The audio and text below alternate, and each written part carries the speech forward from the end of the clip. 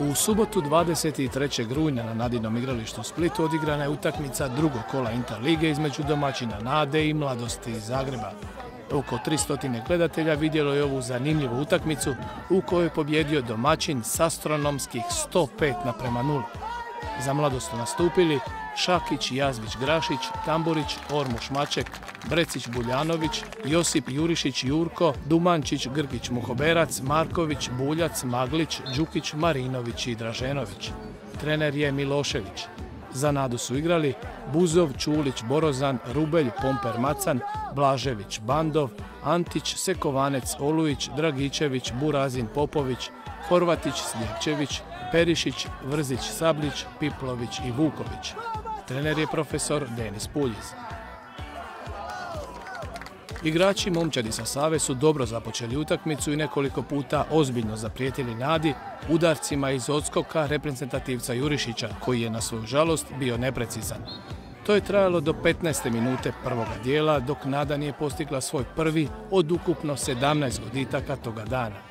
Poslije tog zgoditka gledali smo jednosmjernu utakmicu, odnosno Nadu u stalnom posjedu lopte, dok se Mladost konstantno branila i to slabo, jer su za obaranje splitskih igrača bila potrebna i po dvojica ili trojica igrača Mladosti. Nada je očitala lekciju Mladosti iz modernog ragbija s puno trke i dodavanja iz kontakta. Mladim Zagrebčanima ostaje da marljivo treniraju i da se nadaju da će to uroditi plodom, odnosno da će njihova igra biti efikasnija. Od Nadinih igrača posebno su se istaknuli Dragičević i Buzov, dok se Sekovanec dobro snašao na poziciji otvarača. Vrijedi napomenuti da je Vedran Pomper, dugogodišnji reprezentativac i igrač Zagreba, odigrao prvu utakmicu za splitski klub. U sljedećem kolu Interlige Nada u subotu 27. rujna u 16 sati dočekuje ragbi klub Ljubljanu, koji je ujedno i najveći konkurent u borbi za prvaka lige. Pa nema se šta reći tu, 103:0. To je samo pokazatelj Nade da je tu ona jača i da ne znam ko može konkurirati trenutno u Hrvatskoj, a ni šire u regiji, ne.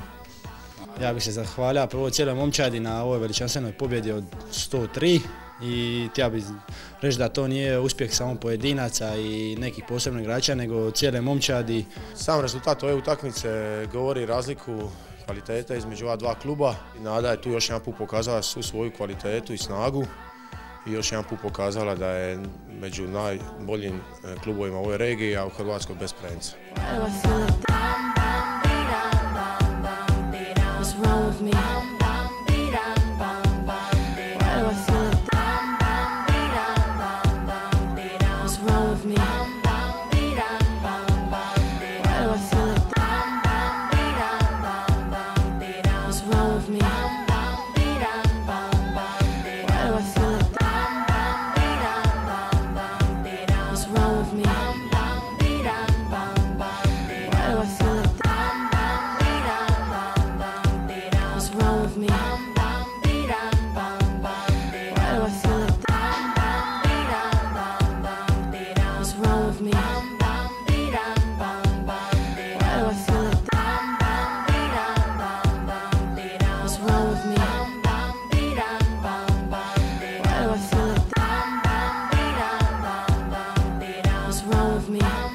Mladost je došla malo sa oslabljenom ekipom koja je igrala prošli vikend protiv Zagreba, ali Nada je pokazala da je dosta jača ekipa od Mladosti, što ne govori da ćemo iduće godine se opet boriti s Nadom i ostalom konkurencijom. Nada je igra offload, znači u kontaktu daje loptu.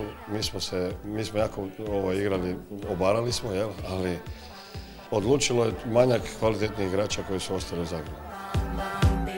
Trener Puljiz ima mnogo problema oko sastavljanja momčadi, jer su neki igrači iz prošlogodišnjeg sastava prestali aktivno trenirati, dok neki igrači imaju problema s ozljedama.